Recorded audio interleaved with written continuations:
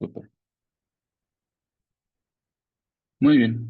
Entonces, el día de hoy vamos a comenzar con la parte de limpieza de datos, haciendo un pequeño recap de en dónde estamos hoy en día. Hemos ya pasado por los principales fundamentos de la parte de programación en Python. Hemos visto desde las estructuras más simples y básicas, como son la parte de los tipos de datos, hasta con estructuras un poco más complejas, como lo pueden ser listas, diccionarios, funciones, if, ciclos, y cómo estas mismas estructuras se van convirtiendo en cosas mucho más complejas y llegamos a la parte de paqueterías, ¿no? Donde otras personas ya desarrollaron bloques de código bastante robustos y podemos empezar a utilizar código desarrollado por otros programadores y comenzar a implementar sus funciones y sus desarrollos para poder crear otro tipo de cosas más enfocadas y también, por supuesto,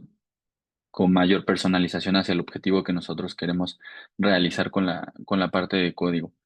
Entonces, una vez ya pasado también por el bloque de paqueterías, empezamos ahora con procesos. Uno de los procesos más importantes dentro del uso de código de Python es la limpieza de datos.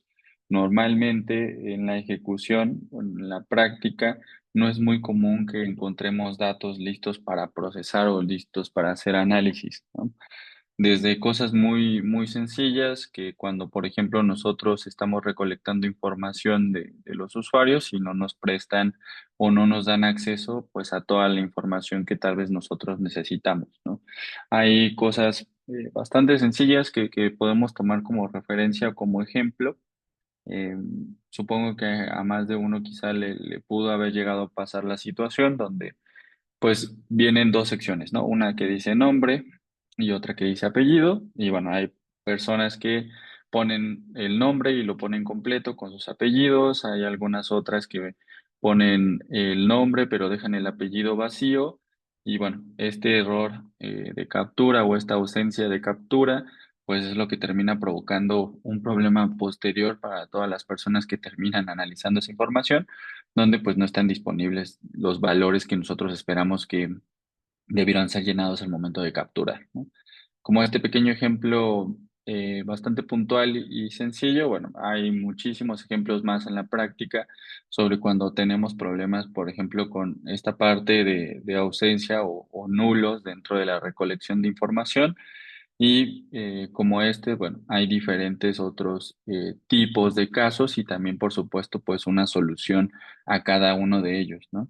Algunos de los que les coloco aquí como bullets, pues son uno de ellos los nulos, por supuesto, la parte de duplicados, que también es bastante común, y la corrección de algunos tipos de datos, como se pudieran dar cuenta dentro de los ejemplos simples, pues no hay ninguna restricción tal cual de poder meter, por ejemplo, nulos dentro digo, perdón, números dentro de las cadenas de texto, ¿no? Uno puede meter cualquier valor dentro de las comillas y esto podría provocar pues un error de tipo de dato, ¿no? O sea, estar utilizando algunos tipos de datos de texto como números o al revés, ¿no?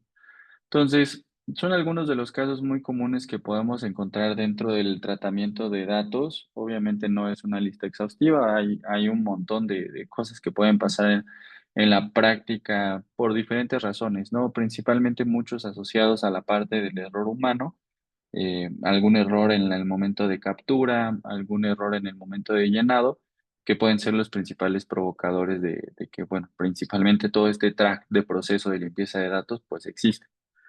Entonces, este flujo, que también es un flujo continuo, sobre todo si nosotros estamos en constante ingesta de información o en constante recolección de datos, que es importar los datos, ensamblarlos o crear una sola tabla de análisis con toda la información que vamos a ocupar, reconstruir los datos faltantes si es necesario. Por ejemplo, eh, si yo estoy haciendo algún pronóstico de ventas y solamente tengo los días que me compra, pues una reconstrucción de datos faltantes para completar la serie de tiempo sería reconstruir pues todos los días que no me compró, ¿no? Si por ejemplo me compra cada 10 o 7 días, pues yo tendría que colocar que no me está comprando el resto de días faltantes para que yo tenga la serie de tiempo completa.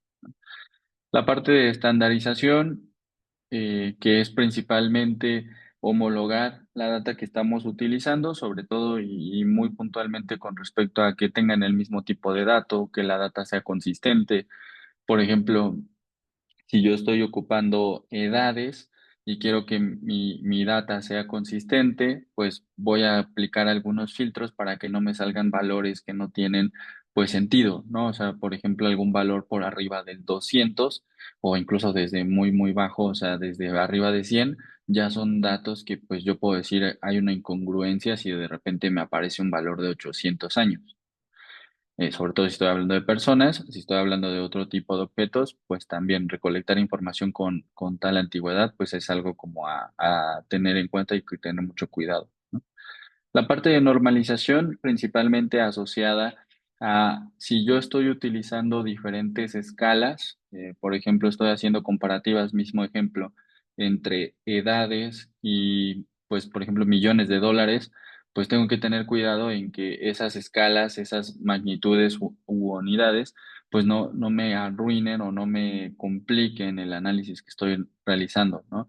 Entonces, lo que normalmente se hace es hacer estos ejercicios de normalización para dejar todos los datos dentro de las mismas magnitudes, que normalmente pueden ser entre valores entre 0 y 1, que es lo más sencillo de poder manipular, y que mi análisis, pues, si bien no tengo una lógica directa porque pierdo la trazabilidad de las unidades, o sea, si yo tenía millones de dólares y comienzo a trabajar con 0 y 1, tal vez pierda un poco la parte rápida de interpretación, pero gano mucho en la parte de procesamiento y modelado de datos.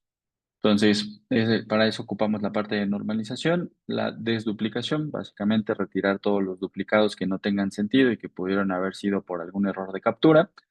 En la verificación y enriquecimiento de datos, sobre todo la parte de enriquecimiento de datos, si nosotros estamos utilizando algunas variables auxiliares para completar nuestro análisis, por ejemplo, sucede mucho cuando estamos haciendo algunos análisis de mercado y nosotros queremos complementar la información que tenemos con alguna información pública que ayude a que nuestro análisis sea mucho más robusto. Por ejemplo, varios de los países tienen sus institutos de estadística, institutos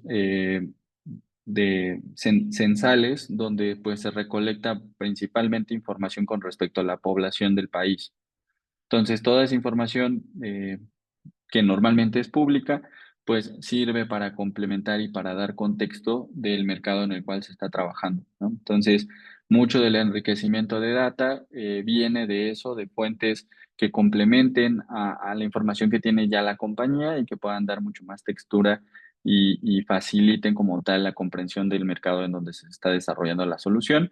Y finalmente, pues la exportación de datos. Normalmente hay dos herramientas cruciales ahora dentro de las compañías, si bien hay una muy consolidada como es la parte de Excel o de hojas de cálculo, pues ahora esta parte de Python y de gestión de datos pues, comienza a tener relevancia en conjunto con la parte de SQL para que se puedan analizar y gestionar datos, ¿no? Entonces, esta exportación de datos podría suceder para compartirlo con otro programador o si bien compartirlo con áreas de negocio donde pues la principal herramienta pues es Excel, ¿no?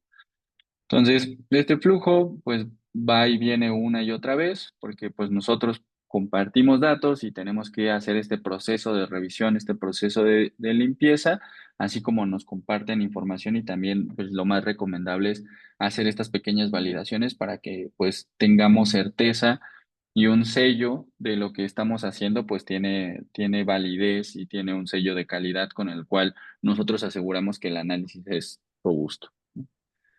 No sé si hasta este punto hay alguna duda o parte que no haya quedado clara. No, todo Eh, bien. Profe, buenas noches. Una inquietud, ya que estamos hablando del data cleaning. He visto un concepto que se llama cleansing data, ¿es lo mismo o cambia algo? No lo había escuchado. Si quieres me llevo el concepto y te respondo ahí por mensajito. Pero no lo había escuchado. Ah, listo, profe, gracias. Sí, es que por lo general uno como que lo ve similar, pero cuando como que en ciencia de datos ya como aplicada, como que también lo utilizan, entonces no sabía si es un homólogo o cambia algo con respecto, digamos, al ciclo que su merced nos comparte.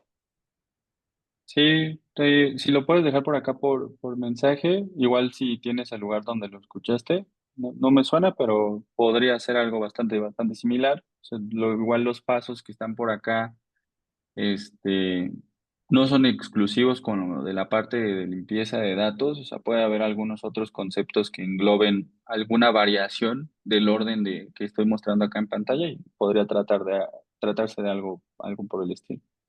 Ah, listo, profe. Súper. Acá ahí lo comparto. Ese sería parte del ETL, ¿no? Sí, o sea, justo, depende también del uso, ¿no? O sea, el concepto de data cleaning es más hacia la parte de análisis, ¿no? No exclusivo de la parte de ciencia de datos, o sea, sí es más como otros troncos lo pueden compartir, o sea, como la parte de business intelligence o la parte de data analysis o ciencia de datos tal cual. Hay algunos otros conceptos que, como les digo, tienen algunas partes, no todas las que están en este círculo, y lo pueden utilizar justamente nada más para el proceso de puesta en producción de la data, ¿no? O sea, que es tal cual el ETL. Entonces, eso está más asociado a flujos, por ejemplo, de IT, donde normalmente extraen la información y la ponen en disponibilidad sobre alguna nube principalmente, o sea, o sobre algún servidor, también puede ser local. Entonces puede que sea una configuración o un bloque de algunos de estos, pero pues por ejemplo sin la estandarización o sin la normalización, porque pues nada más es poner los datos crudos, ¿no? Podría tratarse de algo así.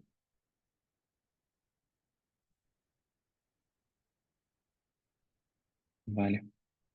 Pues justo, o sea, ¿cuál es el objetivo o por qué estamos viendo justamente este concepto? O sea, porque está muy enfocado justamente hacia la parte de puesta en práctica. Estos pasos que estábamos viendo en la parte de limpieza de datos, pues son los necesarios para que podamos hacer análisis exploratorios, análisis estadísticos, posteriormente hacia pasos más avanzados, pues justamente modelados en la parte tanto descriptiva como predictiva y posteriormente prescriptiva.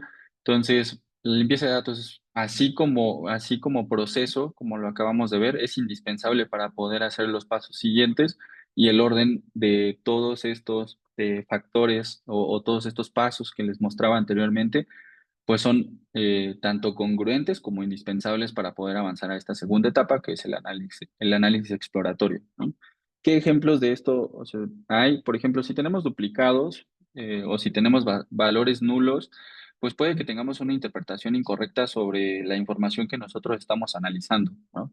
Un ejemplo muy sencillo, pues imagínense que tenemos duplicados en las ventas y en realidad estamos vendiendo 100 y por los duplicados pensamos que estamos vendiendo 200, ¿no?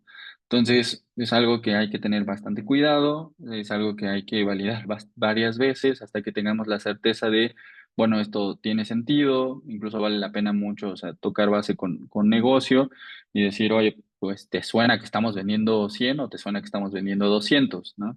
Entonces, la tecnología a veces, pues tiene algunas áreas de oportunidad donde justamente, pues, la parte de calidad de datos puede ser una de las principales, ¿no? Entonces, justamente para llegar a una segunda etapa, ya más hacia la parte de analytics, pues es primordial primero pasar a la parte de limpieza, ¿no? Entonces, una vez que nosotros ya tenemos como cierta certeza o cierta calidad, como les digo, hay diferentes variantes de este proceso de limpieza, ¿no?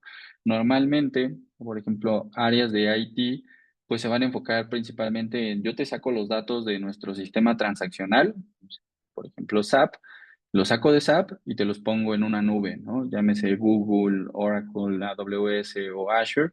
Entonces los saco y te los pongo ahí. Ya lo que quieras hacer después con esos datos crudos, donde yo nada más los extraje y te los puse, pues ya es problema tuyo, ¿no? Entonces, aquí es donde ingresan algunos otros perfiles, empiezan con la limpieza de datos y posteriormente, pues, toda la parte de analytics.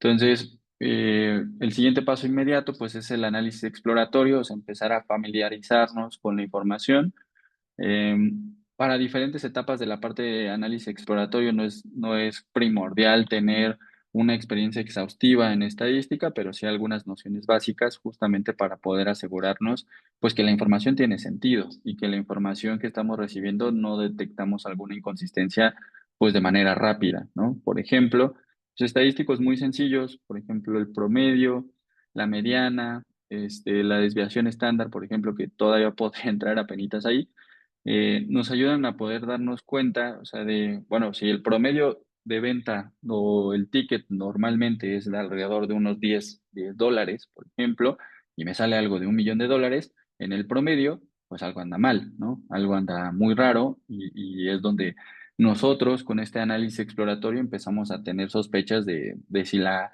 data viene bien limpia, viene procesada o si pues aún tiene como áreas de oportunidad, ¿no? Si normalmente nosotros tenemos 5 pedidos al mes del cliente y de repente nos aparecen 500, pues algo anda raro, ¿no? Si nosotros, por ejemplo, tenemos certeza de que pues la data viene bien, viene limpia, viene comprobada y de todos modos empezamos a encontrar estas inconsistencias, pues ya podemos hablar de que existen algunas desviaciones o algunas cosas que no deberían de ser así, pero sucedieron, ¿no? Es una de las formas pues, más básicas o iniciales de, por ejemplo, a lo mejor detectar algún posible fraude. Obviamente también hay fraudes mucho más complejos que no te vas a dar cuenta con el promedio, pero, o sea, habrá algunas inconsistencias bastante rápidas que desde, por ejemplo, un promedio, alguna mediana, o desviación estándar, pues puedes detectar bastante rápido, ¿no? Entonces, primero justo, o sea, distinguir algunos atributos, algunas cosas básicas de la información, después realizar lo que se conoce como un análisis univariado, que es entender la distribución principalmente. Eso tal vez va requiriendo obviamente un análisis estadístico mucho más robusto cada vez. O sea, pero en la parte de análisis univariado, pues podemos entender si tenemos algún sesgo, por ejemplo, o sea, si tendemos a vender eh, por ejemplo, cosas en el orden de cientos de unidades o de miles de unidades o de millones de unidades, ¿no? Entonces, entender, o sea, dónde está o cómo se comportan nuestras ventas, por ejemplo, que es lo más asociado, eh, o entender, por ejemplo, de dónde tenemos más clientes, si los tenemos en determinada región o en determinada ciudad, son análisis que están dentro de esta segunda etapa.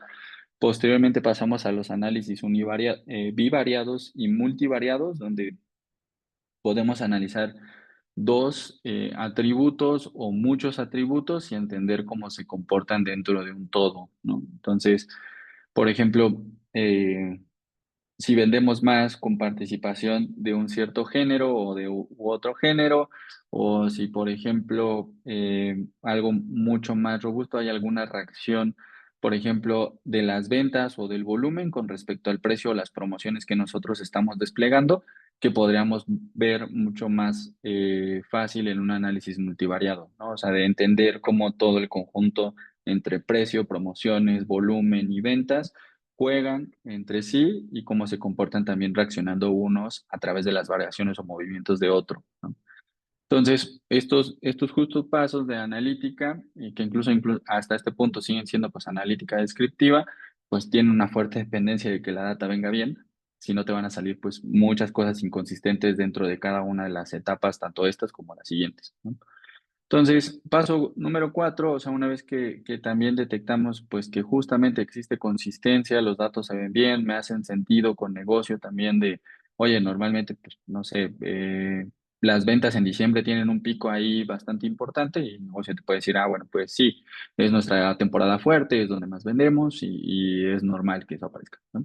Entonces, lo que sigue también es empezar a detectar algunos, pues hay dos etapas, ¿no? O sea, tanto valores que falten, como valores atípicos que pueden salir de estos justo análisis tanto univariado, bivariado y multivariado, Y justamente dentro de la complejidad de la data está en cuál va a aparecer, ¿no? O sea, si por ejemplo estamos viendo algún tipo de fraude más complejo, o sea, por ejemplo, fraudes bancarios, normalmente no solamente con las transacciones sea suficiente para poder detectar el fraude, ¿no? O sea, dentro de una distribución, vamos a suponer pues típica dentro del banco, pues podemos encontrar tanto transacciones de unos cientos de dólares como de millones de dólares, ¿no? Habrá diferentes tipos de personas y tal vez el fraude sucedió con $100 para una persona y del mundo entero que hay dentro del banco, pues $100 no puedan levantar una alarma rápidamente, pero pues para la persona claro que fue importante y fue significante, ¿no? Entonces, para detectar ese fraude no nos podemos apoyar 100% en la transacción, porque pues a lo mejor el banco dice, ay, $100 no me pasa por el radar, pero habrá que empezar a unir más información, como qué tipo de cliente fue, cuál es su transacción promedio, que normalmente hace, cuál fue su saldo promedio, dónde realiza las transacciones, o sea, si las realiza desde su dispositivo móvil, si esta vez sucedió en una región que no es la normal para esa persona, ¿no? Empiezan a juntarse muchos más variables que nos pueden ayudar a detectar si hay algún cierto patrón atípico que no hace match con el comportamiento, pues que podemos considerar como normal del cliente, ¿no? Entonces, como ese ejemplo, pues hay muchísimo, como les digo, ahí es parte de tanto el giro del negocio, cuál es el core de tal cual del business, eh, cómo es el comportamiento de la data. Si, por ejemplo, estamos hablando de una tienda que vende muebles y normalmente vende entre 10, a lo mejor 30 unidades y de repente aparece un valor de 1,000 unidades, pues está extraño, ¿no? Normalmente, aunque puede ser algo que sí sucedió y es un dato real, pues a lo mejor la situación fue algo muy puntual, ¿no? A lo mejor hicimos una reventa de muebles a otra empresa y por eso estamos haciendo un movimiento de miles de unidades, ¿no? Entonces, claro que pueden aparecer este tipo de datos atípicos, puede ser algo que sí sucedió, que efectivamente fue real, que ya pasó todas las etapas previas de, mira, no se fue por duplicados, no se fue por inconsistencias o porque el dato estaba mal, sino que fue un dato efectivamente real, solamente fue un dato que pues, no nos pasa muy seguido y no lo deberíamos de tomar como una consistencia, ¿no? No es como que cada vez vamos a estar vendiendo esas transacciones de 1,000 unidades, ¿no? Entonces, todo esto, como pueden imaginarse, es tanto código como una buena sensibilidad de la parte de negocio. Tal vez no se tienen ambas, o sea, pero si se tiene la parte técnica, pues claro que se puede ir a tener contacto con expertos de negocio para que puedan ayudar a entender si lo que está sucediendo pues es factible o no. Y posteriormente, el último paso antes de ya pasar a una etapa de analítica avanzada, pues es normalmente hacer algunas ingenierías de variables dentro del conjunto de datos que estamos utilizando, ¿no? ¿Cuáles de las ingenierías de variables más comunes? Pues, por ejemplo, si yo estoy viendo tickets del cliente, una ingeniería de variables muy sencilla, pues sería calcular el ticket promedio a lo mejor del mes del cliente, ¿no? Entonces, una transformación bastante simple, donde yo estoy viendo cuántas veces me pidió cuánto y cuántas veces me pidió en el mes, y yo calculo cuál es el ticket promedio de ese cliente pues, durante todo el mes, ¿no? Independientemente si fue una transacción o fueron 100, pues puedo tener esa transformación de cuál es el ticket promedio de mi cliente, ¿no? Que justo eso deriva en, por ejemplo, tener otra transformación bastante importante, que es, además del ticket promedio, cuál es la frecuencia de pedido, ¿no? Pueden salirnos clientes de miles de dólares y que nada más piden una vez, y también pueden salirnos algunos clientes de cientos de dólares, pero que piden más de 1,000 veces, ¿no?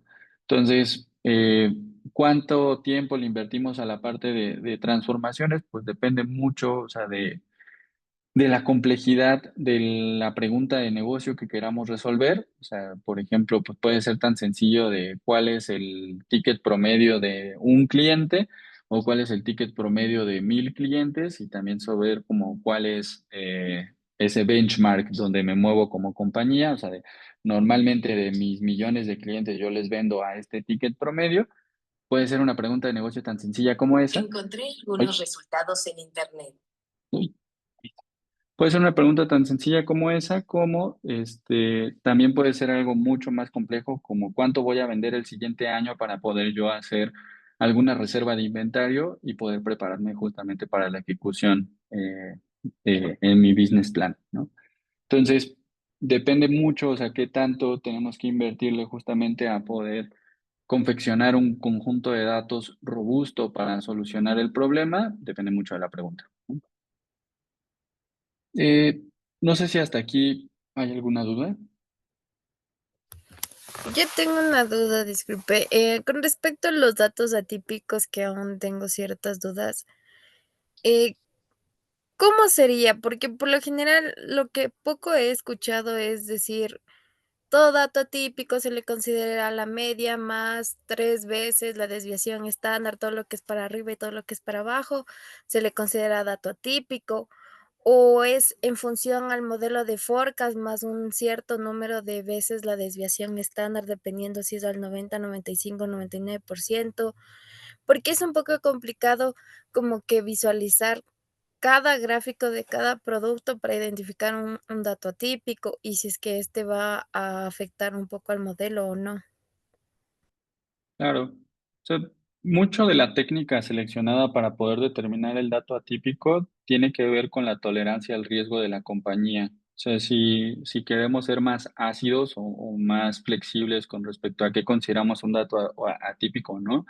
Pues tiene que ver mucho con, uno, cuál es el concepto que nosotros estamos gestionando con valores atípicos. O sea, no es lo mismo gestionar datos atípicos sobre las ventas que pues a lo mejor gestionar algún dato atípico con respecto a la falla de alguna maquinaria, ¿no? O sea, de cuántas veces falló en el mes, por ejemplo, alguna máquina contra, pues, equivocarte con algún fallo con respecto a las ventas, ¿no?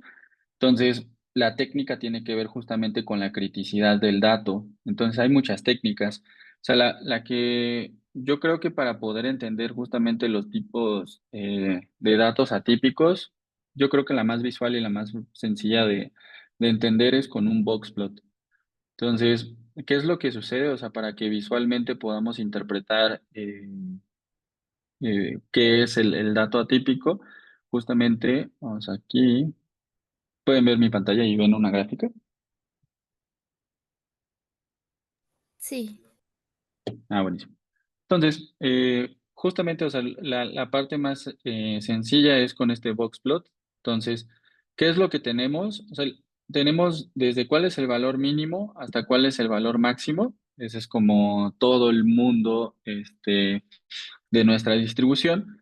Y luego tenemos los cuartiles, ¿no? Que son diferentes cortes que le hacemos a nuestros datos para poder saber todos los clientes o, bueno, todo el universo que vive en este grupo, cómo se comporta, ¿no? Entonces, si por ejemplo aquí estamos hablando de ventas, pues en un cuartil significa cuánto equivalen las ventas del 25% de la población, ¿no? Esto significa este Q1. Y este Q3 significa cuánto equivalen las ventas del 75% de la población.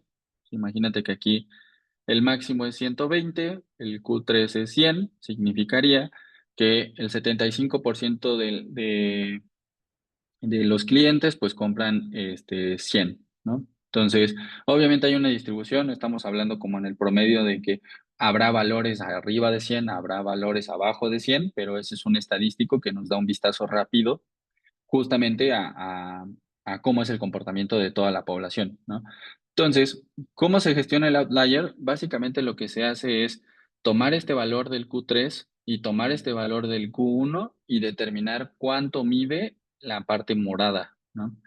Entonces, imagínate que yo tengo aquí 100 y aquí tengo 25, entonces 100 menos 25 me da 75, ¿no? Eso es el rango intercuartílico, ¿no?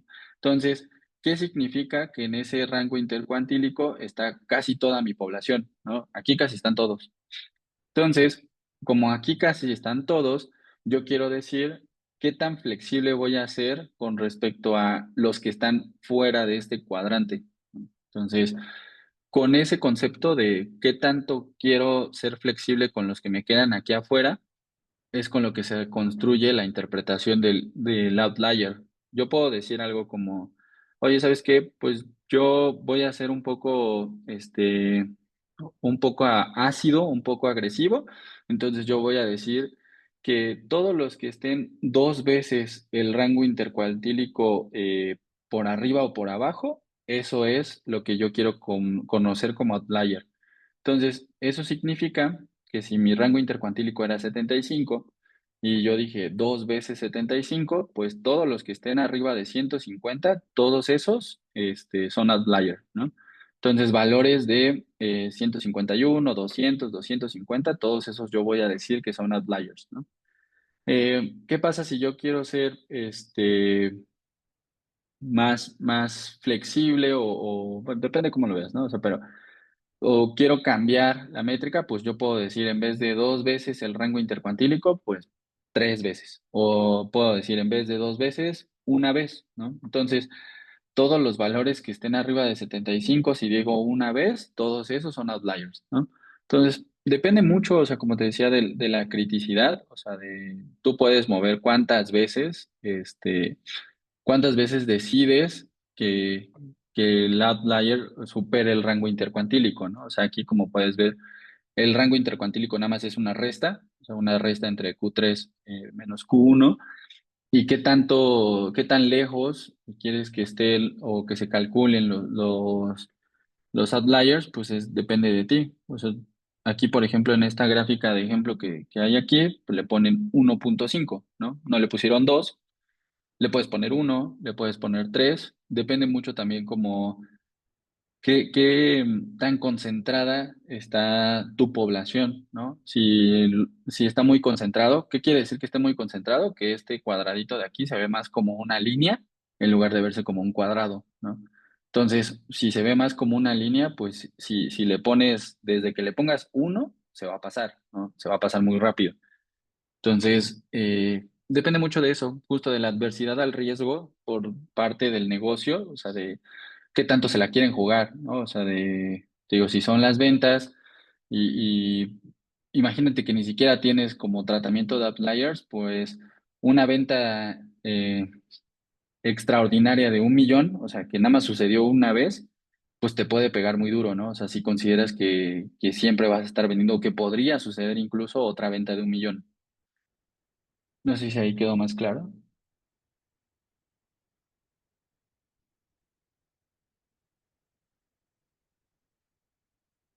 Sí, pero por ejemplo, cuando es mucha cantidad de datos. Cuando es mucha cantidad de datos, la técnica es igual. O sea, como es una regla dura, o sea, cuando digo regla dura, si tú dices, bueno, todo lo que esté arriba de 75, pues para afuera, ¿no? O sea, estas métricas como tal, o sea, el cálculo del Q1, o sea, el cálculo de tal cual de cuartiles, son independientes de la data. O sea, es mucho más fácil, obviamente, calcular, pues, el 25 percentil o el 75 percentil con Python que con Excel, ¿no? Con Excel vas a sufrir bastante. No quiere decir que no lo puedas hacer, o sea, pero te va a costar un poquito más de trabajo, ¿no? Pero con Python, ahorita lo vamos a ver en la parte del código, es súper rápido, ¿no? O sea, es una línea de código, te da el 25 percentil y el 75 percentil, y tú puedes decir, ¿no? O sea, como te decía, Q3 menos Q1 es una resta bastante sencilla, y tú dices, bueno, pues todo lo que se pase 1.5 de ese valor, todo eso para mí es un outlier, ¿no? Como te digo, depende mucho de la herramienta, o sea, te lo digo en Python, ahorita lo vas a ver, es muy, muy sencillo, independientemente que estemos hablando de millones de datos, es bastante rápido, y en Excel puede que te cueste un poquito más, incluso a lo mejor, si son más arriba de 1 millón de datos, ni siquiera vas a poder hacer el ejercicio completo.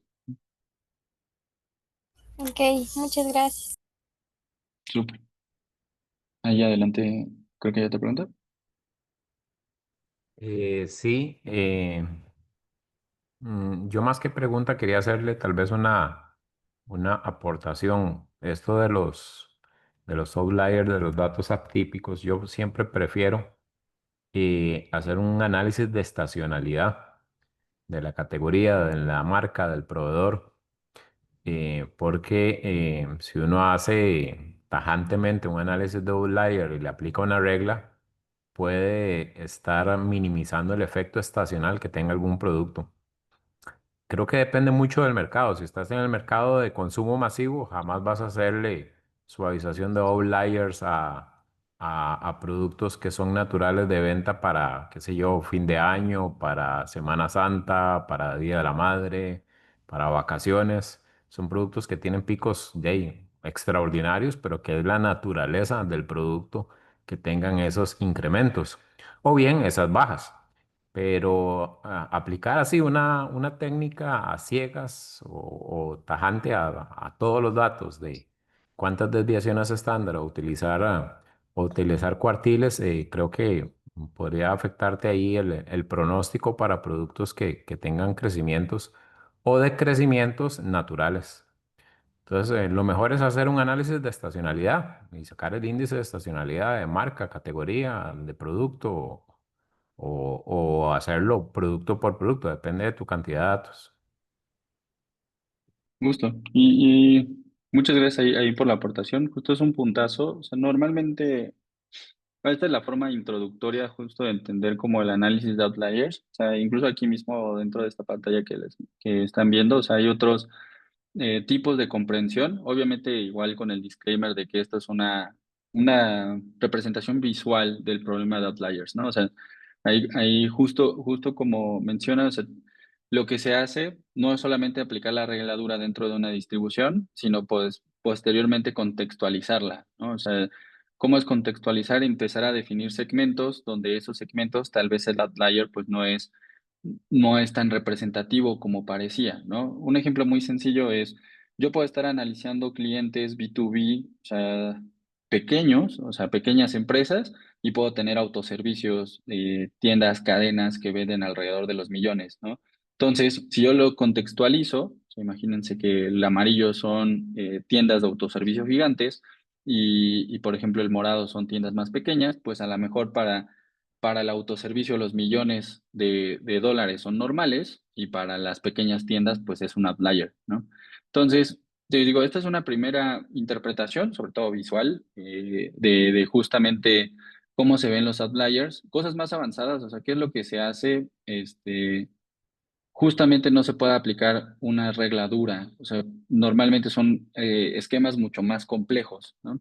Entonces, incluso más allá de un análisis de estacionalidad, o sea, después encontramos modelación de analítica avanzada para poder encontrar outliers cuando tenemos un análisis multidimensional, ¿no? Donde solamente la estacionalidad pues juega un papel adicional a otras variables, ¿no? O sea, está así el efecto estacional, pero empiezan a jugar, por ejemplo, efectos poblacionales, regionales, también con respecto al tipo de negocio, donde ya no solamente es un análisis pues bivariado, sino es un análisis multivariado donde hay muchísimas dimensiones, incluso ya visualmente no se puede interpretar, ¿no? O sea, si ya manejamos más de 3 dimensiones, ya no lo puedo ver con una gráfica, ¿no? Ya tengo que empezar a confiar plenamente en el análisis estadístico y ya no puedo ver pues 5 dimensiones, ¿no? Como puedo ver el box plot en una dimensión, ¿no? En una dimensión visual.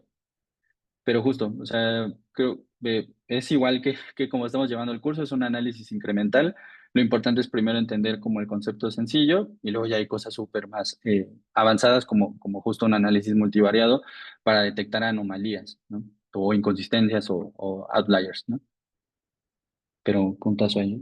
No sé si quedó claro.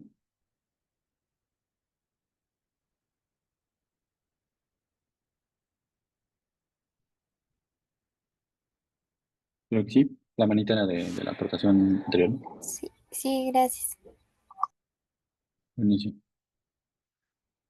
Y bueno, regresando a este lado, en la parte de limpieza de datos, acá les coloco justamente algunos de los casos más comunes, o sea, que se pueden encontrar, sobre todo analizando, pues, hay muchos tipos de información. Acá nada más hay ejemplos visuales de qué es lo más común que podemos encontrar.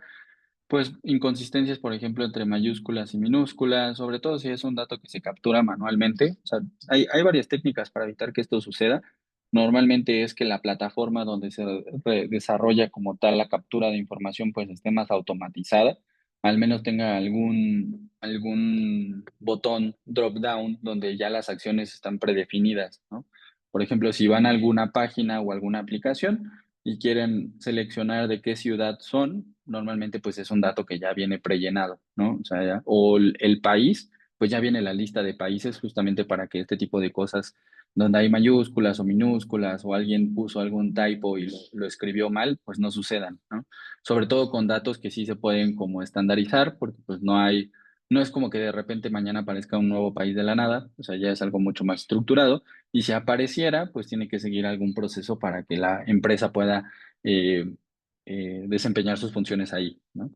Entonces, no es como, por ejemplo, el nombre, que el nombre es un campo abierto y que obviamente pues ahí puede pues, suceder un error bastante importante dentro del nombre, pero pues también corre dentro de la responsabilidad de cada uno de los clientes, ¿no? Si uno se equivoca con su nombre y posteriormente pues se pide alguna identificación para que puedan confirmar que esa persona eres tú, pues es un error que, pues, dentro de los términos y condiciones, si alguno se avienta los términos y condiciones, pues ahí va a venir de que corre por responsabilidad por parte del usuario, pues si se equivocó ahí, ¿no?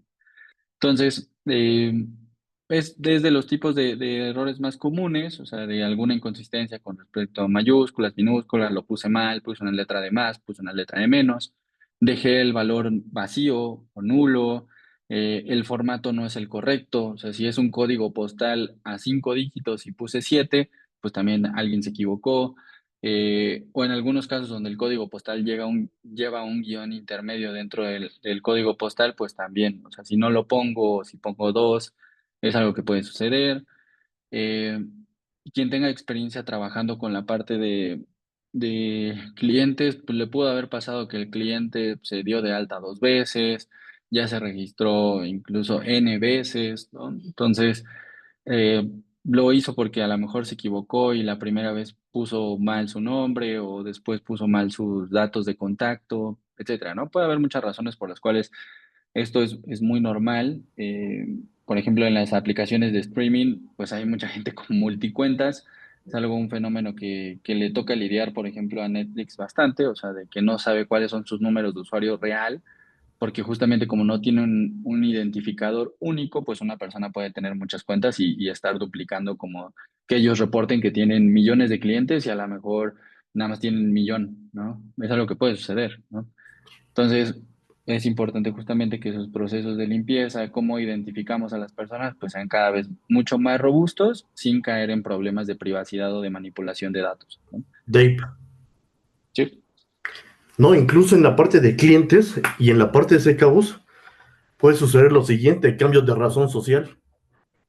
Tú correcto, vienes facturando a una razón social, cambia en el tiempo, y cuando corres históricos, pues obviamente la historia está trunco, y lo mismo en los SKUs, obviamente cuando van cambiando el código, aunque en esencia es el mismo producto, hay que ir haciendo los joins para preservar la historia. correcto. Justo, y eso le pega muy, muy duro a los algoritmos. En el mejor de los casos, alguien se da cuenta, lo trabaja con IT y se hace ese reensamble, ¿no? O sea, quiero toda la transacción completa, pues normalmente lo que tengo que hacer es duplicar el identificador del cliente o crear como una nueva variable que se llame ID anterior, ¿no? Y con ese ID anterior, pues yo pueda completar toda la transacción de mi usuario o del producto. Son dos técnicas posibles con la cual solucionarlo, o modificar directamente y actualizar en SAP, lo cual no es recomendado porque pues pierdes el anterior, ¿no? Entonces, justo, o sea, y puede ser algo súper bien intencionado, o sea, que es como actualizar la razón social del cliente y que pues de todos modos te da problemas, ¿no? No hay manera de evitarlo. Entonces, justamente esta parte de limpieza de datos, aunque hagas todo bien, incluso por hacerlo bien y por tener o actualizar a tu cliente, pues terminas generando este nuevo trabajo, ¿no? O sea, de limpiar la data. Buenísimo. Entonces, ahí, Miguel. Y bueno, pasando a la parte de código, que es lo que nos compete de este lado, o sea, justamente algo que yo sé que tal vez ya estaban esperando bastante, la parte de procesar archivos, porque ya hemos visto justo manipular algunos datos, o sea que nosotros vamos creando algunos ejercicios o ejemplos que nosotros tenemos totalmente el control de qué datos estoy metiendo, con cuál dato estoy iterando. Ya ahora pasamos a un escenario mucho más real, que es que pues yo reciba la data, ¿no? O sea, alguien me la está pasando, me la paso por algún archivo, me conecto a una base de datos o básicamente consumo la información de donde sea que la tenga la parte de tecnología y ya me enfoco principalmente, bueno, uno en esta parte de limpieza, dos en esta parte de análisis estadístico, ¿no? Entonces, igual para recapitular, nos conectamos, pedimos una virtual machine, se nos asigna y un módulo, o sea que ahí tal vez teníamos un poquito descuidado, pero llegó un momento de retomarlo, es justamente la carga de archivos, ¿no?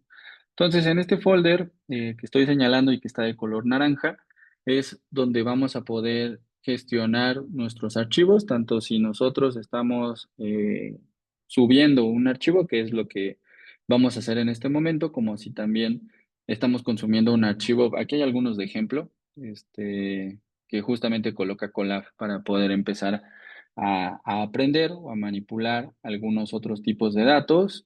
Bueno, es ese mismo proceso, ¿no? Entonces, eh, cosas importantes, les voy a dejar por aquí el archivo. En caso de que no lo tengan, se los voy a estar compartiendo por acá. Igual espero que hayan logrado facilitar los archivos, pero si no, pues, por acá se los dejo. Eh, Como verán, son algunos archivos muy cortos.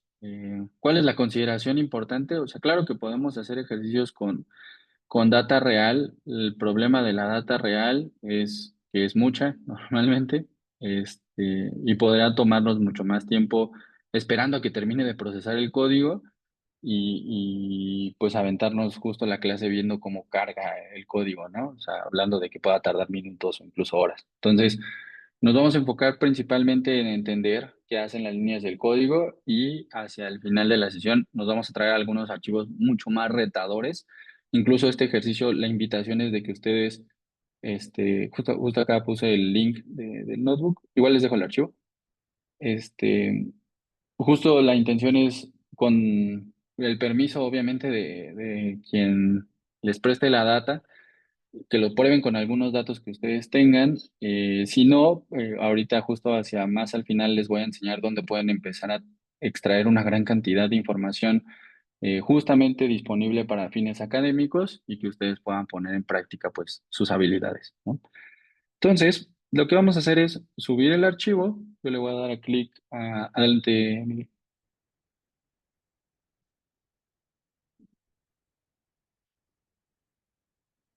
No la duda.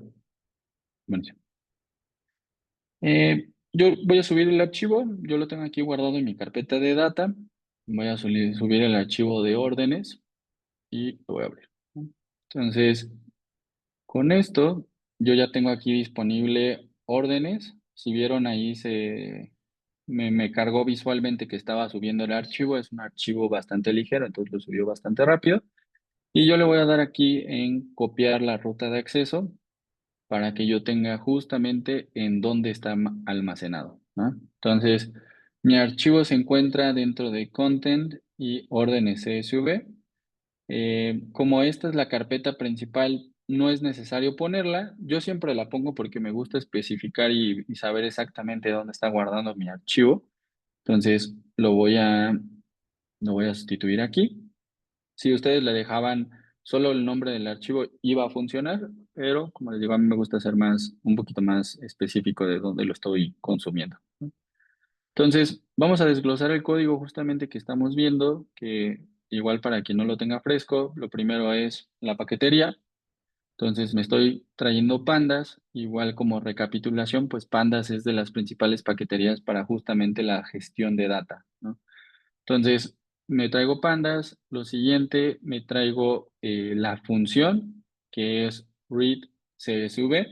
Como se imaginarán, y también es bastante intuitivo, lo cual facilita mucho como toda esta parte, si nuestro archivo no fuera CSV y fuera, por ejemplo, Excel, yo voy a tener justamente read Excel, ¿no? Si, por ejemplo, quiero ver todas las posibles extensiones que puede leer como tal Pandas, cuando yo justo voy escribiendo read-bajo, me van a aparecer pues todo lo que puede leer, ¿no?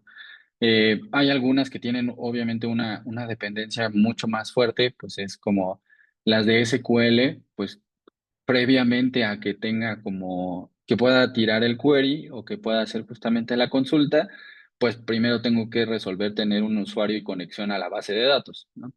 Entonces hay algunas más complejas, o sea, pero que es súper bueno que también ustedes tengan como nociones de que se puede hacer algo así, o sea, yo me puedo conectar directamente a algún SQL y hacer algunas consultas, pero primero tengo que resolver el tema de, pues, tener un usuario, contraseña y dar permiso para acceder a la base de datos tal cual, ¿no? Eh, y obviamente, y no por obviar, o sea, pero pues tener una base de datos antes, ¿no? Entonces, vamos a trabajar con la parte del CSV que ya subimos. Yo voy a tener igual la confirmación de la palomita una vez que ya tenga cargado el archivo y yo lo voy a tener dentro de mi variable df, ¿no? Aquí estoy haciendo una asignación, estoy asignando el archivo a la variable df, que DF es una de esas otras abreviaciones que son un común acuerdo entre todos los programadores, significa data frame, es la abreviación de data frame. Entonces, igual, es justamente para facilitar la interpretación visualmente rápido de, bueno, si aparece DF, me imagino que es un data frame lo que está guardado ahí, y cuando lo corro, pues puedo tener un primer vistazo rápido a cuáles son o cuál es ese contenido de ese data frame, ¿no? Entonces, obviamente que no es, y justamente con este, o sea, no es una indicación muy, muy fuerte, o sea, ustedes le pueden poner aquí cualquier nombre, no es que siempre le tengan que poner DF a todos, incluso cuando trabajen con muchos, o sea, cuando tengan bastantes tablas, pues la recomendación en lugar de ponerle DF o DF1, DF2, DF3 y así, es que le pongan un nombre mucho más descriptivo con respecto a la data que están analizando. Entonces, si por ejemplo yo estoy analizando data de órdenes, pues lo más recomendable es que le ponga órdenes aquí en lugar de DF y así yo tenga también, al momento de volver a leer este código en 2, 3 meses, pues tenga mucha más claridad de pues qué era eso, ¿no? ¿Qué era esa variable? Porque si nosotros lo analizamos así, a puro código, pues puede que esté un poquito más difícil si volvemos a visitar este fragmento de código en unos meses, ¿no? Sobre todo cuando no son 5 líneas, sino que son 200, ¿no? Entonces, algunos de los facilitadores que tenemos rápido aquí con Pandas son un primer vistazo, o sea, cuando estamos viendo millones de registros, pues lo mejor es ver un vistazo rápido de cuál es la información que estamos procesando. Ese vistazo rápido se puede hacer con la palabra clave head, con la función head, que básicamente nos muestra los primeros registros del data frame que estamos gestionando, ¿no? Esto nos permite, en lugar de procesar todo el archivo, que el archivo pueden ser millones, nada más queremos ver los 5 primeros. Es muy, muy parecido a un limit en SQL y con ese primer vistazo, pues darnos una idea de cuál es la data que estamos trabajando, ¿no? Entonces, por acá yo tengo la fecha de orden, el producto, el estado, la zona, el tiempo de entrega, y empiezo ya a ver algunas inconsistencias, algunos datos que no están bien y que son con los que voy a tener que empezar a lidiar, ¿no? Sobre todo, y hay una reflexión muy personal, los errores con fechas son bastante, bastante dolorosos. La verdad son algunos de los que aparecen muy, muy comúnmente y también pues no son tan instantáneos de resolver, ¿no? O sea, sobre todo, por ejemplo, este que está en pantalla donde cada persona decidió ponerlo de manera diferente, pues son de los que son más tardados en líneas. Al final se resuelve con unas 4 o 5 líneas de código, pero bueno, pues a uno tiene que ahí encontrarle la manera de cómo homologarlo, ¿no? Porque está totalmente distinto. Eh, pero bueno, algo que sucede mucho en la práctica, justo, la gente se equivoca mucho con las fechas. Entender también un primer vistazo rápido de si yo, por ejemplo, aquí no tengo total claridad de cómo es el mundo o el universo entero de cada una de estas variables, yo me puedo dar cuenta analizando cuál es el tipo de dato, ¿no? El tipo de dato de cada una de las columnas. O sea, por ejemplo, aquí en fecha orden, yo tengo un objeto, ¿no? Un objeto es un string o un texto. Existe el tipo de dato de fecha, o sea, es un tipo de dato más complejo, existe, debería de estar aquí, ya desde que yo veo objeto en lugar de timestamp, que es el tipo de dato de fecha, ya veo que pues, hay algo que no está bien, ¿no? Eh, para el producto, pues está bien que sea un texto, sea un objeto, dado que pues es literalmente palabras. Aunque fueran números, o sea, aunque fuera el producto un SKU y estuviera representado de manera numérica, pues también es importante que aparezca como texto, porque normalmente lo que sucede dentro de los SKUs o de las matrículas o ID de clientes es de que tengamos definida ya lo que puede ser la extensión de dígitos de ese ID, ¿no? Imaginemos que nosotros tenemos nuestros IDs de cliente a 10 posiciones, pues a lo mejor mi primer cliente de todos, pues es un cliente como así, ¿no? Eh, ¿No? Este es el primer cliente. Entonces, como yo siempre quiero respetar que los clientes se den a 10 posiciones, pues normalmente lo que voy a tener es ceros a la izquierda, ¿no? Y si yo lo trabajara como un dato numérico, estos ceros a la izquierda me desaparecerían, ¿no?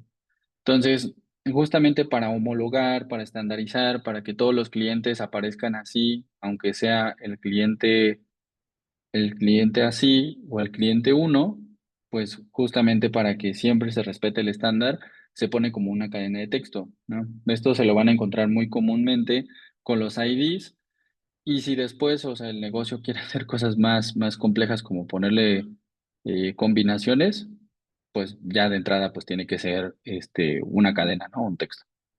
Entonces, bueno, igual como para que lo tengan en cuenta, o sea, por qué los IDs o por qué incluso algunos números aparecen como texto, pues es normalmente por esto, ¿no? Entonces, los SKUs también van a encontrar, bueno, que es bastante común que dentro de los SKUs también sean como cadenas de texto, aunque tengan valores numéricos, y que también está bien dejar algunos números como texto justamente para que los procesemos o los tratemos de la manera correcta. Eh, la parte de el estado de entrega, pues son valores ya que deberían de estar predefinidos, o sea, no debería de ingresarse manualmente. Es una súper mala práctica que se tenga que ingresar manualmente los estatus de entrega. Deberían de ser algunos ya predefinidos dentro del sistema de gestión de producto, pero puede pasar, ¿no? También debido a la madurez de la empresa. Pero bueno, si fallamos en el estatus de entrega, pues yo puedo empezar a gestionar algunos productos como entregados cuando pues, ni siquiera están en procesamiento, ¿no? Entonces es uno de los datos cruciales para la operación. Deberíamos tener muchísimo cuidado con justo ese estado. Algunos datos complementarios para este caso, pues la zona, que puede ser zona norte, centro, sur, este, oeste, y los tiempos de entrega, que pues normalmente en la práctica sí es bastante común que por alguna razón falló el GPS, el producto se perdió por ahí, no hubo la entrega o algo, y aquí es donde más aparecen valores nulos, ¿no? Entonces, nada, pues son de los casos más normales. Como pueden ver acá, también el tipo de dato me da una visión complementaria a lo que estoy interpretando de manera visual con los primeros 5 renglones. Y finalmente, acá está uno de los más interesantes, que es el describe. Ahí justamente a la pregunta de, pues, ¿cuánto nos podemos tardar en calcular el rango intercuantílico en Python? Pues aquí ya está calculado, ¿no? O sea, está el cuartil y aquí está el otro cuartil. Este es un box plot, si se dan cuenta, solamente que viene como tabla, no viene como gráfica, ¿no? O sea, pero pues aquí está. Mínimo, Q1, mediana, Q3, máximo, ¿no? Entonces, es bastante rápido y realmente, a lo mejor si estamos hablando de millones de datos, aquí se tardó milisegundos. Si fueran millones de datos, también la experiencia es bastante similar. Te lo corre en segundos. A veces si estamos hablando ya de más de 5 millones, a veces le podría doler un segundo o 2 segundos, pero realmente comparado contra la otra herramienta que es Excel, los tiempos van a ser mucho más desafiantes, ¿no? Estamos hablando de segundos contra minutos o incluso que pues no lo pueda hacer. Eh, y acá, o sea, justamente aquí podemos decidir, o sea, aunque sí es una regladura, nada más para hacer la analogía del rango intercuantílico, pues podemos poner 3,25 menos 1,75 y con eso calcular el rango intercuantílico, ¿no? Nada más es una resta. Entonces yo digo 1,5 y determino pues cuántas veces, ¿no? Si yo digo 1,5 por 2 y que yo quiero que todo lo que está arriba de eso sea un outlier, pues significaría que todo lo que está arriba de 3 es un outlier. Entonces aquí, pues este 4 lo es, ¿no? Lo mismo podemos hacer con el otro, ¿no? Que es 4 menos 2,5 me va a dar 1,5 y yo lo vuelvo a multiplicar por 2 me va a dar 3 significa que pues este 5 es un outlier, ¿no?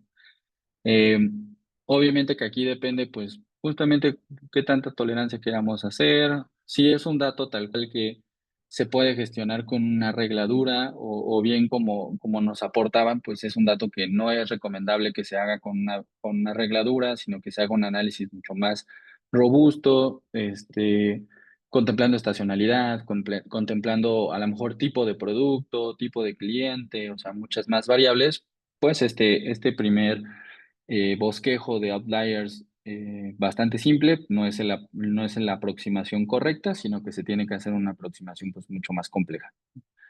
Entonces, depende mucho, o sea, obviamente lo mejor siempre es tener una cartera de soluciones amplia, o sea, pues, yo como analista tengo diferentes opciones, diferentes técnicas que puedo ocupar y determinar de todas las técnicas que sé, cuál es la más conveniente para el caso que me están presentando, ¿no? Y, y acá, pues justamente, nada más para no dejar pasar justamente nuestro reto, no sé si alguien nos quiera, viendo justamente el data frame, compartir qué se le ocurriría hacer. Bueno, de entrada, si hay columnas que deberían de corregirse. Y segundo, o sea, cómo se le ocurre que podríamos corregirlas. No sé si alguien nos quiere ayudar allá a participar.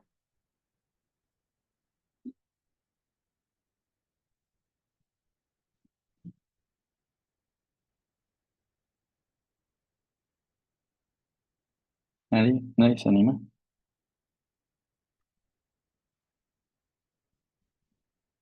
Lo primero sería estandarizar la fecha, ¿no, profe?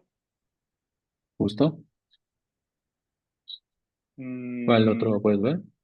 lo otro, pues bueno, es que sí, sí siempre he estado como en esa parte contraproducente, pongamos cuando en la columna producto hay un null que no tiene dato. Entonces, pues, en algunos lados le dice a uno la literatura que o borrarlo porque puede afectar la estadística si yo estoy teniendo como uno de los datos claves el tipo de producto, o en otras, pues dejarlo en blanco.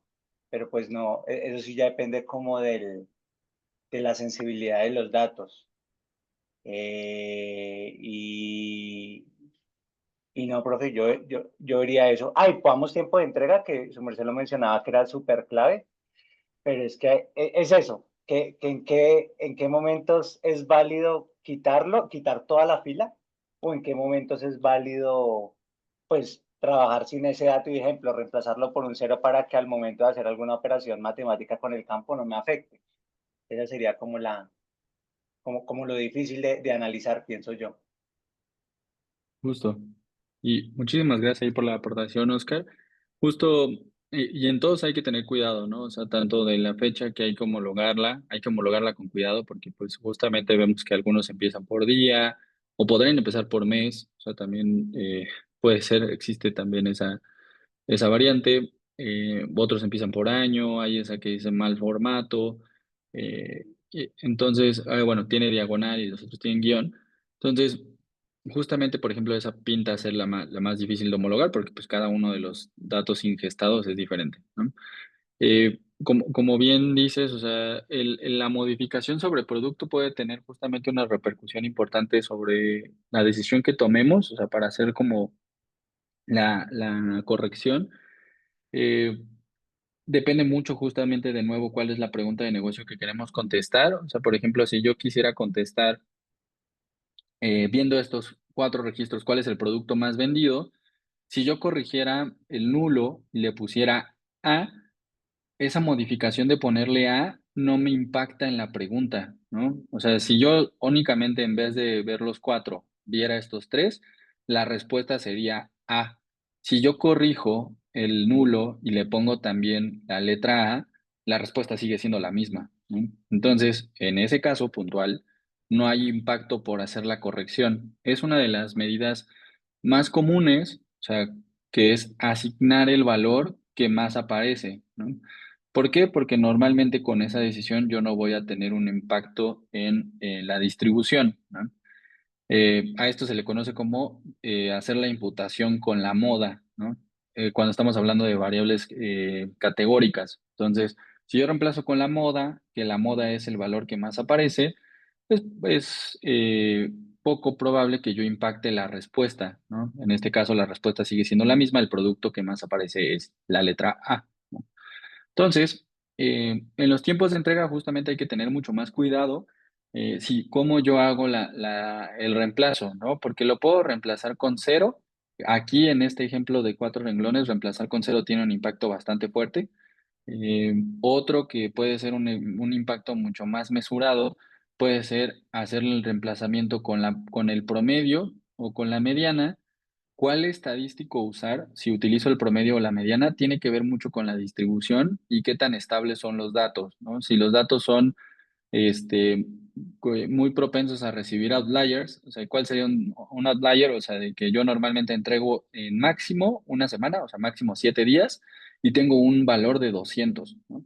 Entonces, si yo tengo un valor de 200 y normalmente yo podría decir que entrego cada 7 días, pues mi promedio se va a ver muy impactado porque justamente voy a tener un sesgo, ¿no? Un outlier, un valor muy fuerte, alto, que me está pegando en el promedio. Para esos casos, algo mucho más robusto puede ser usar la mediana, ¿no? Y lo podemos ver aquí justamente en el ejemplo, o sea, de aquí tenemos el promedio y aquí tenemos la mediana. Entonces, si yo quiero utilizar 3.33 o quiero usar el 3, puede ser una decisión bastante tranquila, o sea, bastante fácil de tomar, o incluso el de al lado, ¿no? O sea, que tiene 2.5 y 2.5, puede ser una decisión muy tranquila, pero va a haber casos en donde, por ejemplo, aquí tengo 10 y aquí tengo 3, ¿no? Entonces, ¿cómo tomar la decisión? O sea, la decisión no es tan, digámoslo, automatizable. Sí es una decisión mucho más artística, o sea, de que debería de estar una persona pues interpretando cuáles son las consecuencias, cuáles son las posibles repercusiones de elegir uno u otro número. También estadísticamente se puede tomar justo la decisión, o sea, métodos mucho más avanzados es yo hago el reemplazamiento y imagínense que yo decidí mediana, ¿no? Entonces, lo que tengo que hacer es una prueba de hipótesis, que es de plantearme con una prueba estadística si ese cambio significó una repercusión dentro de la distribución de mi variable, ¿no? Sea, eso ya es una técnica mucho más avanzada, igual que lo veíamos como en lugar de usar el boxplot, pues utilizo un modelo que se llama Isolation Forest, ¿no? Entonces, en este caso también, ¿no? En lugar de decir, bueno, pues yo creo que el promedio no me va a pegar tanto y es más un feeling, también lo puedo hacer de manera estadística y formal, decir, voy a hacer una prueba estadística, por ejemplo, se hace como a una prueba que se llama Kolmogorov, que esa prueba Kolmogorov, básicamente la prueba de hipótesis es si vienen de la misma distribución o no. Entonces, hay métodos mucho más avanzados, hay métodos mucho más sencillos, también depende del riesgo, la adversidad al riesgo nuevamente, que yo me puedo permitir con esa decisión, ¿no? Si es una decisión que no va a tener tanto impacto, que yo veo que todos los datos están muy, muy estables, pues puedo tomar la decisión rápidamente de decir, como en este caso, ¿no? Si pongo 3.3 o pongo 3, pues da igual, o sea, básicamente los datos están muy concentrados, y no va a haber un impacto fuerte. Si yo tengo dudas y no tengo la certeza de manera empírica que me ha demostrado cómo hacer estos análisis, debería de apoyarme en una técnica más avanzada, ¿no?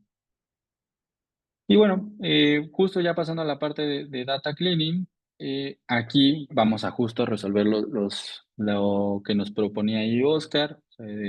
Por ejemplo, valores nulos, nosotros también podemos tener un vistazo súper rápido de todos los valores nulos de las columnas, ¿no? Con este pequeño código que es de mi tabla data frame, te estoy preguntando todos los que son nulos y luego te digo que me sumes todos los que son nulos. Entonces aquí me hace un conteo de todos los nulos que hay en cada una de las columnas y justamente acá pues puedo ver que coincide, ¿no? O sea, aquí hay un nulo y acá hay otro nulo. Entonces son estos unos que me aparecen por acá. Y, por ejemplo, acá voy a decir, elimíname los duplicados. Si yo únicamente pongo la instrucción, quítame los duplicados, lo que va a hacer esta línea de código es eliminar los duplicados que son idénticamente iguales, ¿no?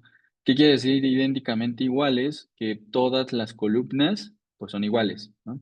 Entonces, ese sí sería un error. En este caso, por ejemplo, que nosotros tenemos ID orden, si se repite el ID de orden, pues usar el drop duplicates así está correcto, ¿no? O sea, porque yo no debería de tener ningún registro con el mismo ID de orden, ¿no? Sería un error, poco común y no esperado que yo aquí tenga el valor de 1 y acá también, y todo el registro duplicado exactamente, ¿no? Si son idénticamente iguales, pues puedo tomar la decisión de borrar uno de los dos porque efectivamente por algún accidente se me duplicó. ¿Qué pasaría? Hay otros casos, ¿no? O sea, yo puedo determinar borrar duplicados, por ejemplo, si se repite producto, lo cual pues estaría bastante complicado porque pues sí puedo vender varios productos del mismo tipo, ¿no? Yo sí puedo vender varios SKUs de A, ¿no? Entonces eso pues no tiene tanto sentido. Entonces este drop duplicates va a borrar todos los registros que son exactamente iguales, ¿no? Acá no tenemos ninguno, pero, o sea, lo corremos por si acaso, ¿no? Imagínense que aquí en vez de ver estos 4 renglones, estoy viendo millones de filas, pues tengo que confiar en la línea, ¿no? Tengo que confiar en esta línea de código de que está haciendo bien su trabajo, de que entiendo cuál es su trabajo en este caso, así como la estamos viendo en pantalla, es borrar todas las líneas que son exactamente iguales, ¿no? Entonces, justamente aquí puedo ver, confirmar visualmente que no me está borrando ninguno, porque ninguno son exactamente iguales. Lo que hago es guardarlo, ¿no? Guardar esta actualización, lo guardo nuevamente en data frame y van a ver que aquí no me aparece nada, ¿no? Se los puse así sin la asignación para que lo pudieran ver, pero si yo lo pongo completo, básicamente le estoy diciendo, bórrame los que son exactamente iguales y guárdalos en data frame, ¿no? Y finalmente, vamos a rellenar ahí los datos que puedo completar el nulo. Como les decía, si visualmente yo puedo asumir que puedo rellenar con el promedio o con la mediana, pues puedo tomar la decisión de hacerlo, ¿no? En este caso, yo voy a rellenar con el promedio, que es este de aquí, que es min. Entonces yo le estoy diciendo, relléname, que es fill NA o fill nulos, relléname todos estos con el valor promedio. También puedo, digamos, despedazar el código para entender qué es lo que está pasando. Entonces, si yo quiero ver por partes qué es lo que está sucediendo, primero me traigo quién es df.min. df.min es este 3.333, que también, por ejemplo, me aparecía por acá, este de aquí. Entonces, yo lo estoy llamando, o sea, yo lo estoy configurando para que yo no escriba, porque también lo puedo hacer, ¿no? O sea, yo también puedo ponerle aquí 3.33333, ¿no? Para dejarlo dinámico y que yo no lo deje ahí, se le conoce como dejarlo hardcodeado, o dejarlo ahí fijo, o dejarlo estático, lo dejo variable, para que si yo actualizo los datos, pues también se actualice este valor, ¿no? Este valor queda dinámico y cada vez que yo corra esta línea de código me va a dar el nuevo valor que tiene el promedio de la columna. Entonces, eso es esa parte. Yo aquí, por ejemplo, viendo la línea de código completa, yo traigo df tiempo entrega, o sea, traigo la columna, La manera de leer esto es de la columna tiempo entrega, relléname los nulos, que es este fill na, con este valor, ¿no? Entonces, la manera en la que yo estoy leyendo esta línea de código, pues digo, siempre es buena práctica y a mí me gusta mucho hacer esto, verlo por partes, ¿no? O sea, para entender, bueno, esta línea de código, qué significaba esta de aquí.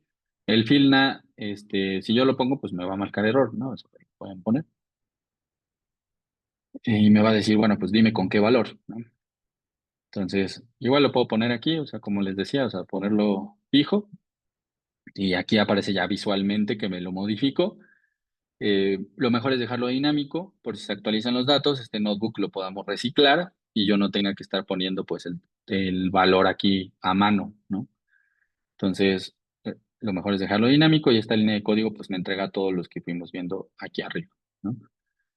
Eh, Aquí creo que no sé si hay alguna duda o comentario hasta este punto.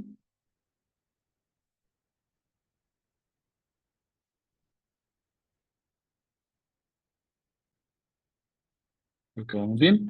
Igual aquí, respondiendo al reto 2, justamente voy a aprovechar el comentario que nos hacía y la reflexión que nos hacía Oscar. Hay datos que la verdad es preferible no reemplazar o no hacer una sustitución, sino que de entrada pues borrar el registro porque no tengo una certeza que me deje tranquilo o que incluso en la parte de negocio sea lo suficientemente robusta para tomar la decisión de hacer el reemplazamiento, ¿no?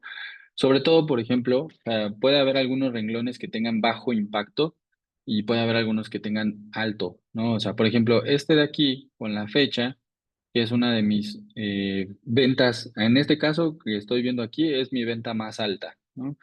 Y yo tengo justamente, o sea, un problema porque no sé cuándo realicé la venta más alta, ¿no?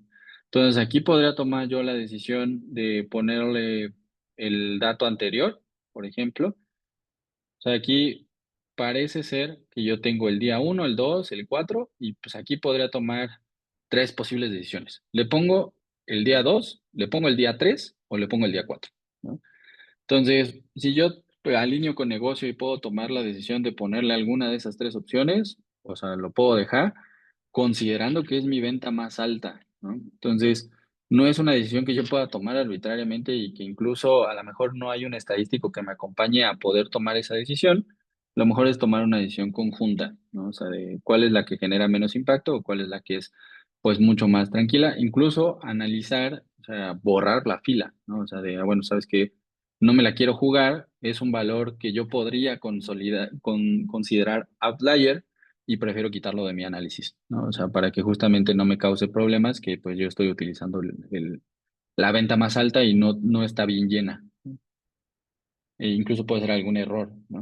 Entonces, mucho de la decisión, o sea, de que si falta en fecha o falta en producto, muchas de las decisiones, y aunque parezca contraproducente, o sea, muchos de los casos se resuelve eliminando el registro, porque a veces el posible impacto de rellenarlo mal podría tener una consecuencia mucho más grave que haberlo eliminado simplemente, ¿no? Entonces, depende mucho, o sea, de nuevo a cuenta es un caso donde es importante tener y conocer diferentes técnicas y tomar pues la que haga mucho más sentido con la parte del negocio también, ¿no? Pero, nada, o sea, ahí lo dejo también como a consideración. Acá vemos justamente otras de las correcciones o la conversión de tipos de datos y formatos. Por acá vemos, por ejemplo, pasar toda fecha, eh, hacer como el tipo de dato categoría para la parte de producto, convertir los precios a dato numérico, estos de acá, y me parece que acá hay que cargar el otro dataset. Entonces, de este lado, yo me voy a tener otro conjunto de datos, son mis ventas y productos. Voy a traer estos dos de acá. Entonces yo igual aquí me voy a traer ventas. Entonces voy a leer mi CSV, me voy a traer mi dataset de ventas y de una vez también voy a traer productos. Desde aquí, aquí le vamos a producto. Entonces, me traigo mis otros dos datasets y me pongo a ver juntamente que trae ventas, todo aquí, y que trae productos. Entonces, aquí yo tengo, por ejemplo, pues asegurarme que los tipos de datos son correctos en cada uno de estos.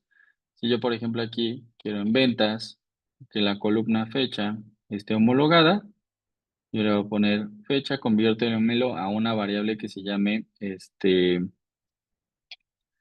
a una variable que sea de tipo de dato datetime, ¿no? Entonces, con esto, yo ya me aseguro que el tipo de dato esté correcto y ahorita vamos a correr justamente las validaciones para ver que ventas, y que aquí decía dtypes.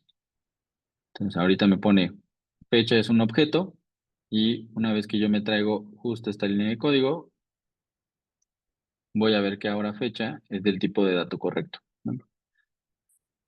Entonces, ¿de qué me sirve que los tipos de datos sean los correctos? Principalmente y sobre todo en la parte de fechas, que yo pueda hacer operaciones justamente con fechas y que las operaciones se hagan de manera correcta, ¿no? Incluso me facilita trabajo hacia adelante, por ejemplo, si yo quiero hacer una resta entre fechas, que me pueda decir incluso cuántos minutos o cuántos segundos transcurrieron entre esas dos fechas, ¿no? Ese tipo de bondades nos da justamente utilizar el tipo de dato correcto y que nos habilite todavía una cartera nueva de posibles soluciones, ¿no? Entonces, esto por acá con convertir al tipo de dato correcto de ventas, el tipo de dato correcto de categoría, justamente es que nosotros, como les decía con la parte del drop down, ¿no? O sea, si yo ya tengo predefinidos cuáles son los valores que yo puedo tener de toda la columna, pues eso reduce el error humano y me facilita que no me aparezcan valores nuevos de repente y que yo no tenga como certeza de dónde salieron, ¿no? Entonces, mismo caso, entonces yo puedo correr esta columna de AsType categoría y igual que hice con las ventas, puedo validar cómo era el tipo de dato antes y cómo era el tipo de dato después de que yo ejecuté el código, ¿no? Entonces, aquí ya lo actualicé. Entonces, me fijo cuál era el tipo de dato antes, lo transformo y me fijo cuál es mi nuevo tipo de dato una vez que ya está procesado, ¿no? Normalmente no es necesario como hacer las validaciones. A mí me gusta hacerlo por aquello de las dudas y para confirmar visualmente que pues todo está en orden y que yo estoy obteniendo los resultados que estoy esperando, pero no es necesario, ¿no? Esta línea de código es más como por cerciorarse visualmente que todo está en donde debería de estar. Entonces, finalmente, para la parte de precio, también por acá, o sea, yo me puedo llevar esta línea de código. Entonces, le quiero decir que a ventas me homologue mi variable de precio y puedo confirmar de nueva cuenta también que tengo el tipo de dato correcto. Ah, ahí me llama precio, se llama precio. Ah, es que está en productos, un momento. Y productos. Ahí está. Entonces, igual de nueva cuenta, yo puedo correr mi dtypes para asegurarme que el tipo de dato está correcto y listo, ¿no? Yo ya estaría preparado, que fue lo que estábamos haciendo con estas.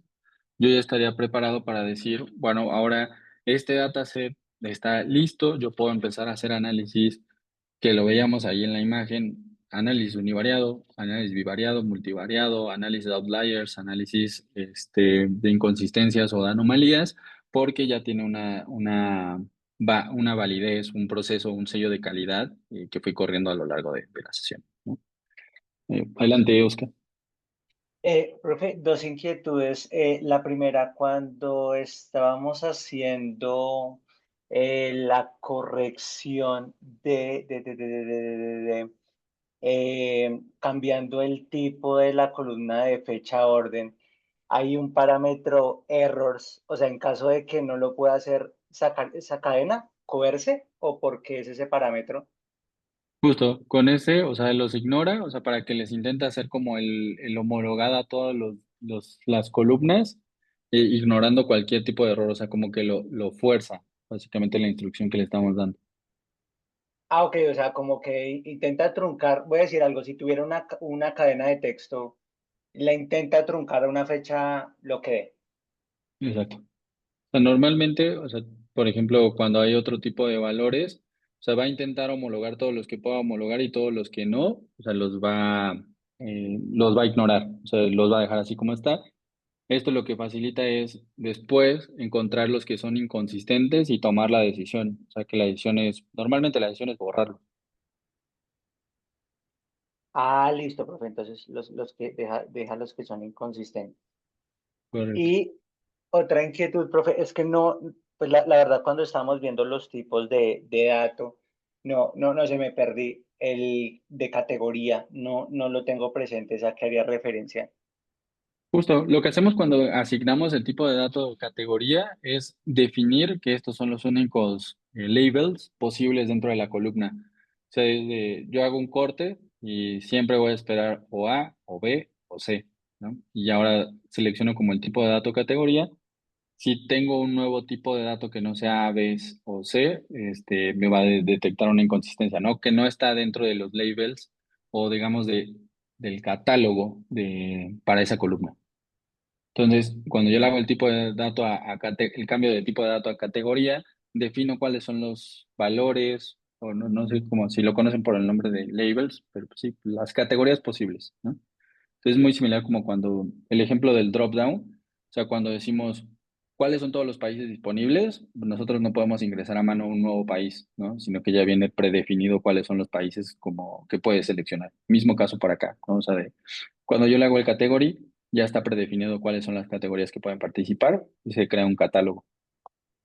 Ah, ok, pero entonces en caso de que hayan vacíos o hayan errores, me generaría ese vacío, llamémoslo así, esa opción de vacío y esa opción de null, qué pena, de vacío y bueno, Sí, sí, sí, de error, del me lo nulo. generaría como otra opción, ¿cierto? Correcto. Justo por eso es indispensable que antes de eso le apliquemos o eliminarlos o rellenarlos, dependiendo de cuál es la decisión que se quiera tomar. Ah, ok, ah, listo, profe. Buenísimo.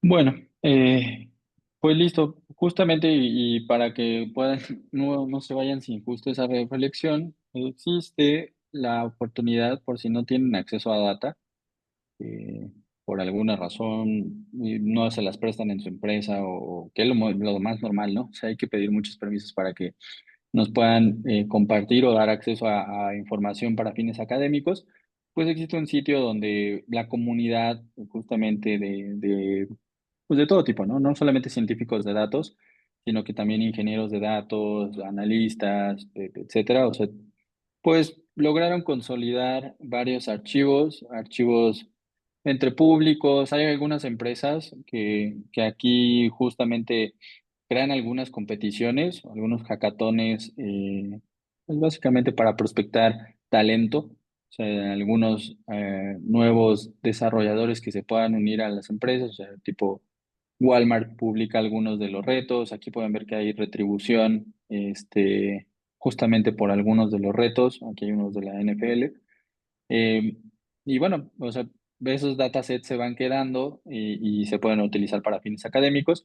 Ustedes por acá pueden encontrar alguno que les llame la atención, alguno de algún tema que les parezca bastante interesante y empezar a probar justamente las habilidades las líneas de código que vimos el día de hoy y pues tratar de jugar o probar el código que vimos con estos conjuntos de datos. Es bastante sencillo. Solamente hay que ponerle aquí descargar. Cuando le pongan descargar, les va a pedir abrir una cuenta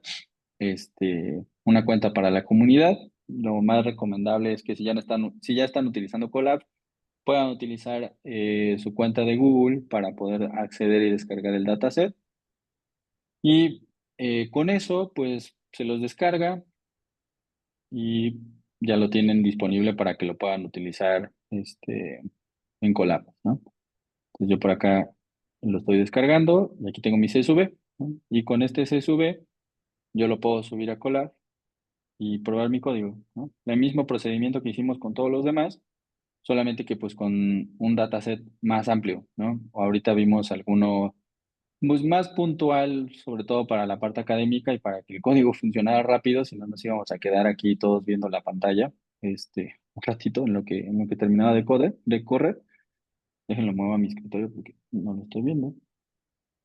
Entonces, justamente para evitar que no nos quedáramos viendo por acá todos la pantalla en lo que corrían, fue este ejemplo mucho más práctico, pero si alguien quiere ya retarse un poquito más, claro que puede acceder justo a estos conjuntos de datos y mismo proceso, ¿no? Yo aquí ahora tengo este que se llama housing, le doy aquí en copiar la ruta de acceso, me voy aquí a una línea nueva de código, entonces yo le voy a poner como house, entonces read,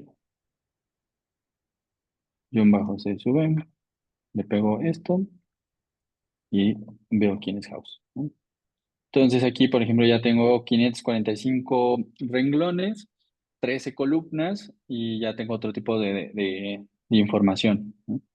Entonces aquí, pues, principalmente es características de la casa y tratar cuál es el precio asociado y cuáles son las características de la casa, ¿no?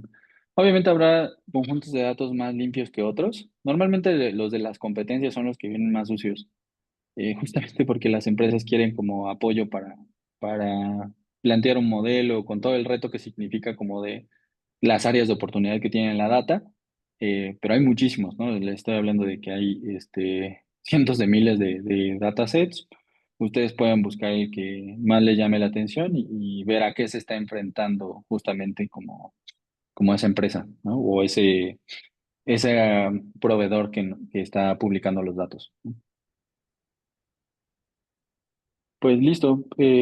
Justamente ya de cara como a sesiones finales, pues la intención es poner en práctica todo el conocimiento con algún conjunto de datos. Puede ser alguno de aquí de Kaggle o puede ser alguno que les sea proporcionado que tuvieron permiso para poder utilizar y empezar a hacer cada vez, como les digo, ¿no? Es un ejercicio incremental, empezar a utilizar ahora todo lo anterior en un ejercicio cada vez más real. No sé si hasta aquí hay alguna duda o comentario. No, va a haber tipo algún mini proyecto donde justamente nos pudiera forzar a aplicar el conocimiento y sería bastante interesante, ¿no? Ver cómo resolvemos los diferentes integrantes, pues algún tipo de reto. Justo, justo la sesión final está justamente asociada a eso, que es un proyecto final. Hay una rúbrica de cuáles son los pasos que hacer, nada que no hemos visto hasta este punto, o sea, que es subir el dataset, limpiarlo, hacer algunas gráficas o algunos primeros análisis, sobre todo la parte de limpiarlo, es la parte como en la que más uno se tarda. De hecho, normalmente análisis y modelado avanzado, un 70% se tarda uno limpiando la data y el 30% haciendo el modelo. Entonces, eh, justo una colección de todos los pasos que hemos visto hasta este punto ya puesto en práctica en un caso real. Por eso entonces no quería dejar pasar la oportunidad para que puedan ir viendo pues cuál posible conjunto de datos les hace match, les llama la atención y que lo traigamos ya preseleccionado para la siguiente sesión. ¿Vale? Vale. Mero comentario. Fíjate que o estoy empezando a utilizar Spider. ¿Ok? Y como estoy haciendo un curso asíncrono, pues ahí tuve que cargarle la librería. No, fue todo un cotorreo, pero fue bastante Sí, interesante. La verdad que fue retador, porque para utilizar el SQL Alchemy, pues tuve que de hecho tuve el Spider ves que trae su propio código Python, su intérprete, justo, pues tuve que configurarlo para que no utilizara ese, que viera el nativo de Python. sí, Y pues bueno, en eso sí. estoy. No, es un reto bastante importante. Incluso se juntan muchas habilidades, o sea que no, hay que entender y incluso lo que a veces sucede en las empresas es de que se piensa que un mismo rol debería de cargar con todas las responsabilidades de poner el stack a punta para poder desplegar una solución, ¿no? incluso toda esa parte de, de stack, o sea, corre como, por ejemplo, a cargo de data engineers, de ingenieros de IA también o de Machine Learning Engineers. O sea, son varios tipos de roles especializados en justamente nada más eso, ¿no? O sea, poner en producción o poner el ecosistema del ambiente para que otro perfil, como un Data Science o un Business Analyst o un perfil que se enfoca 100% como en la parte de estadística, pues pueda trabajar, ¿no? Entonces, sí, sí es un reto bastante importante. Justamente hay que saber algunos comandos de Python para entender Python, para usar Python, ¿no? Entonces hay que entender algunos comandos justamente para instalar paqueterías y es donde está el reto. No, pues ahí estuve entretenido y como lo estamos haciendo con MySQL, porque justamente es comunicarse a través de Python, por eso era el SQL Alchemy, para Sí, conectarse con una estructura que ya se tiene, que se hizo previamente en SQL. sí. No, y posteriormente, aunque se sepan como las líneas de comando y cómo se debería de poner el stack, luego hay un reto secundario que es que no haya un problema de versiones, ¿no? O sea, que las paqueterías no tengan conflicto de versionado, es decir, es que si quieres ocupar la versión 3.9 no puedes ocupar la 2.5 de otra, ¿no? Entonces, eso también es un reto bastante interesante. Lo que te resuelve una herramienta como Colab y algunas otras nubes es que ya te dan todo listo, ¿no? Te dicen, ah, mira, pues yo ya me encargué de ese problema y ya no te Ya lo preocupes, tienen o sea, no, homologado. justo, nada más úsalo. Y Sí, nada, lo quería compartir, pero la verdad que se me está haciendo muy interesante porque obviamente hay cosas que no conozco y justamente me tuvieron que retar a involucrarme para poder resolver el tema y poder seguir avanzando en el curso. justo. Bueno, muchas gracias ahí por compartirme. Pues listo. No sé si hay algún otro comentario. Si no, pues nos escuchamos el día de mañana. David, una pregunta. ¿Sí me escuchas, pero? Sí. Sí. Ah, perdón. Oye, una pregunta. Mm, ¿Qué modelos vamos a utilizar? ¿Cómo me imagino que la terminación del curso es precisamente con los modelos, ¿no? ¿Son varios modelos o cómo va a ser? Perdón. No, justamente este nivel, o sea, esta introducción a Python, o sea, termina justamente con esta parte de hacer el análisis descriptivo. O sea, no está previsto para este módulo introductorio hacer la parte predictiva. Eh, Ok. Anteriormente colaboré justo en otro curso que es completamente forecasting con Python, pero creo que ahí nos encontramos justamente que el reto es que omitir toda esta introducción de Python, pues dejaba un área bastante grande y más bien las personas llegaban sin contexto de cómo usar Python directamente Ujú. a hacer modelos, ¿no? Entonces, más bien Ok. este es como el curso complementario. Ok. Órale. Sí, gracias. Buenísimo.